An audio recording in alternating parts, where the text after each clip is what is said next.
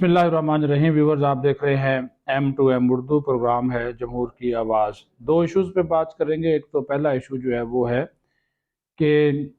जो सरकारी मुलाजमीन, सरकारी अफसरान मुख्तलिफ इदारों के हैं, उनकी तनख्वाह में और उनकी मराआत में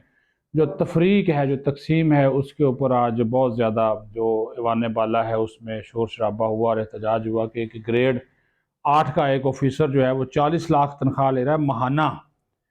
और दूसरी तरफ जो है एक सेनेटर 1,70,000 तनख्वाह ले रहा है। और दूसरी बात ये पाकिस्तान एयरफोर्स के हवाले से एक बेबुनियाद झूठा प्रोपगंडा किया जा रहा है बाज़ व्लॉगर और ब्लॉगर की जानब से, और वो वही ब्लॉगर्स हैं जो कि माजी में दिफाई इदारों, फ़ौजी इदारों की तारीफ़ करते नहीं थकते थे, लेकिन जब उनके सियासी और ज़ाती मफादात बल्कि माली मफादात पूरे नहीं हुए तो उन्होंने एयरफोर्स की क़ियादत को और एयरफोर्स के इदारे को टारगेट करना शुरू कर दिया, और दुश्मन को खुश करने के अलावा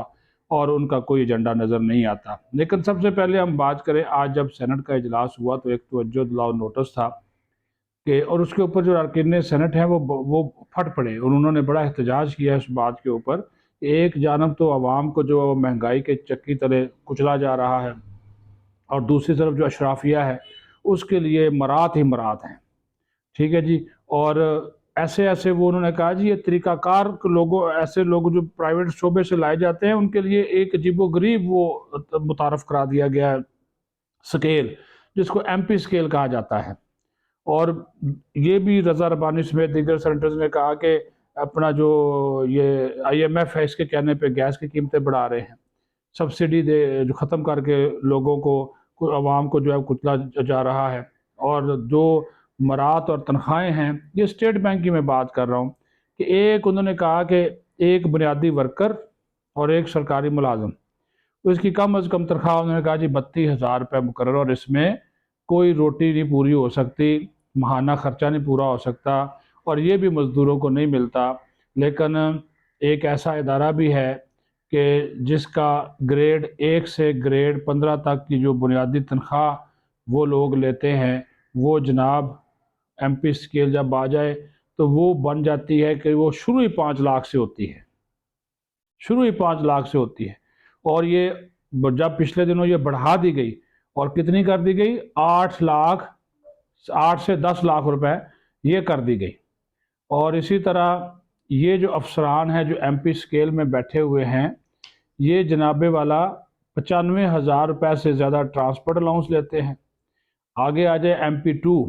वो जनाब उसकी तनख्वाह शुरू होती है 2,55,000 से लेकर,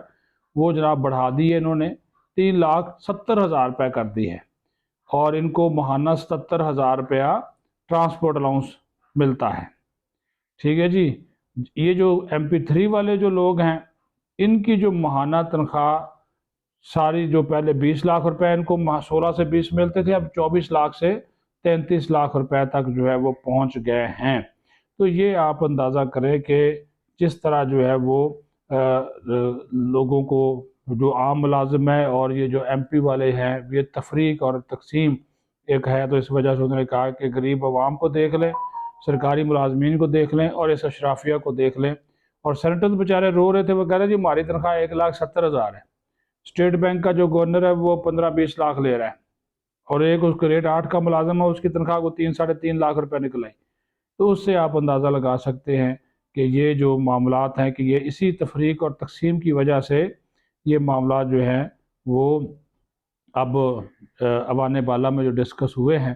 तो उस वजह से वो जो हमारी गवर्नर हैं स्टेट बैंक की, और जो वफाकी वज़ीर हैं, साबिक़ स्टेट बैंक गवर्नर हैं आजकल तो निगरान वफाकी शमशाद अख्तर,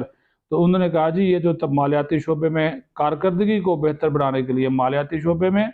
और तवानाई के शोबे में कारकर्दगी बेहतर बनाने के लिए जो है वो ये हम लेकर आए हैं MP स्केल। तो फिर बाकियों में भी लेकर आए, जो बाकी वो तफरीक है, तकसीम है। एक तरफ एक वफाकी सेक्रेटरी की तनख्वाह ज़्यादा से ज़्यादा 5 लाख होगी, 6 लाख होगी,